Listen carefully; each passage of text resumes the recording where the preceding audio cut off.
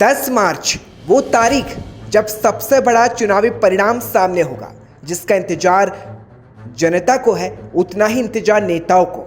चुनाव से पहले आ रहे एग्जिट पोल में यूपी में बीजेपी की वापसी बता रहे हैं, तो वहीं पंजाब में आम आदमी पार्टी और उत्तराखंड में बीजेपी जीत का दावा कर रही है, तो एग्जिट पोल में उत्तराखंड में कांग्रेस का आना भी तय बताया जा रहा है। लेकिन इस चुनाव में सबसे बड़ा चुनावी राज्य यूपी, जहां बीजेपी को प्रचंड बहुमत का दावा किया गया, तो वहीं एग्जिट पोल बीजेपी के पक्ष में दिखे तो विपक्षी नेताओं में खलबली मच गई।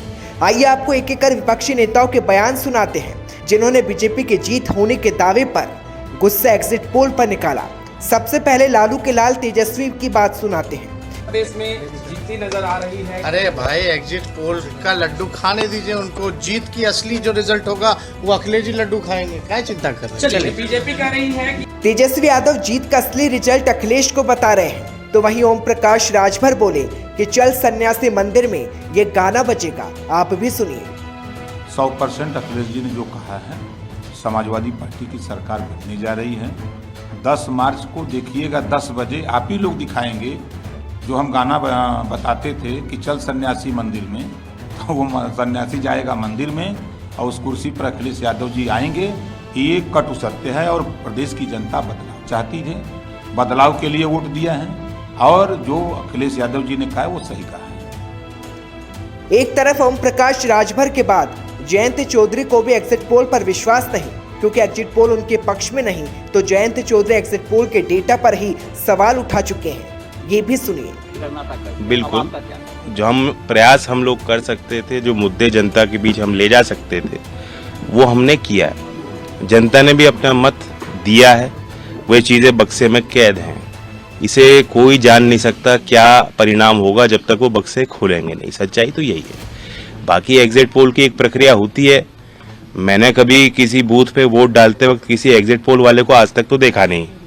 अब कहाँ से डेटा लेते हैं, इनकी भी एक प्रक्रिया होगी, लेकिन मैं मानता हूं कि ये एक राय है। इस राय से मैं सहमत नहीं। जो उत्साह हमने देखा, जो परिवर्तन लाने के लिए एक निश्चय लोगों के मन में था और जो विश्वास हमारे और इस गठबंधन के प्रति आम लोगों में दिखाई दिया, मुझे लगता है कि सर्वे से अलग ही नतीजे खुलेंगे। एग्जिट पोल पर बीजेपी के पक्ष में दिखे, तो वहीं शिवसेना सांसद संजय राउत को भी झटका लगा और संजय राउत ने एग्जिट पोल पर जमकर भड़ास निकाली। ये भी सुनिए। देखो, एग्जिट पोल की बात ऐसी है कि अब तक बहुत सालों से हम देख रहे हैं एग्जिट पोल का कोई वजूद नहीं। बहुत सी एजेंसीज एग्जिट पोल का काम करती हैं। बात ऐसी है, जब 10 तारीख को ईवीएम मशीन खुलेंगे, ईवीएम खुलेंगे, तब लोगों के मन में क्या है और क्या था उसका पता चलेगा। मुझे पूरा विश्वास है एग्जिट पोल झूठे साबित हो। संजय राउत एग्जिट पोल से खुश नहीं, तो वहीं राजस्थान की मुख्य अशोक गहलोत की बयान भी आपको सुनाते हैं, क्योंकि जब मीडिया ने उनसे पूछा कि यूपी में कांग्रेस पीछे रह गई, तो अशोक गहलोत ने कहा कि कांग्रेस को मिटाने वाले खुद मिट जाएंगे।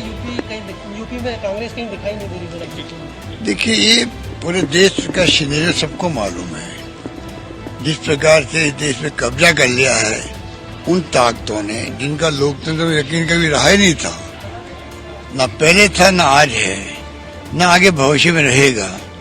पर धर्म के नाम पे आप राजनीति करोगे या जाति के नाम पे राजनीति करते तो आप देखते हो क्या स्थिति होती है। जातिवाद भी आज भयंकर है देश के अंदर। उसी रूप में अगर आप राजनीति करोगे धर्म के नाम पर, तो डिवाइड हो जाएगा देश। हिंदू में, मुस्लिम में, यहाँ सिख भी है, ईसाई भी है, फारसी भी है, जैन भी है। तो ये लोकतंत्र में धर्म के नाम पे लोगों को भड़काने का कोई स्थान नहीं है।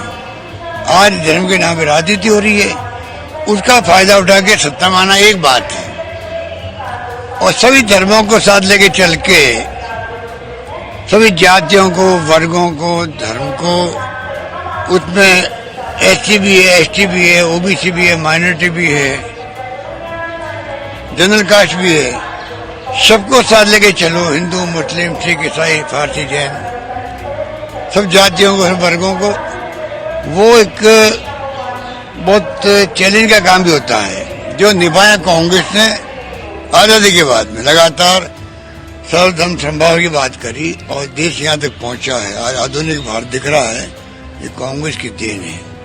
ये लोग कहते हैं कि 70 साल में क्या किया कांग्रेस ने, कांग्रेस मुक्त भारत बनाएंगे। तो मैं कई बार कहता हूँ कि कांग्रेस मुक्त तो कभी भारत बनेगा नहीं, क्योंकि हर घर में कांग्रेस है। कांग्रेस मुक्त भारत की बात करने वाले खुद मुक्त हो जाएंगे, ये मेरा मानना है।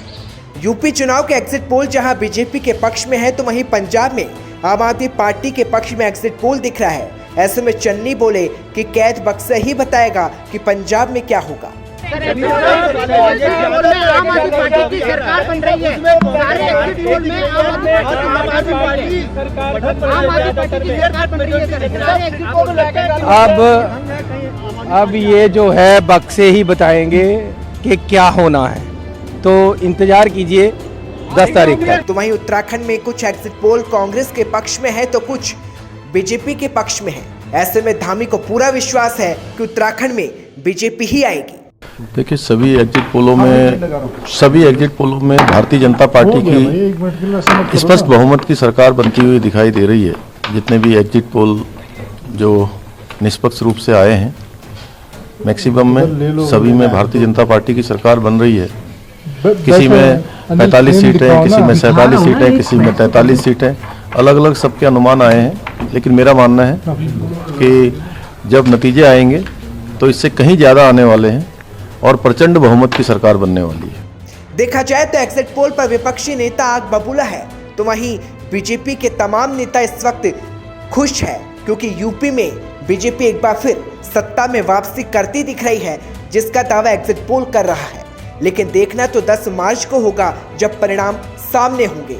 लेकिन इस वक्त विपक्षी नेताओं के चेहरे मुरझाए हैं, क्योंकि मीडिया की स्क्रीन पर एग्जिट पोल में बीजेपी की बल्ले बल्ले दिख रही है।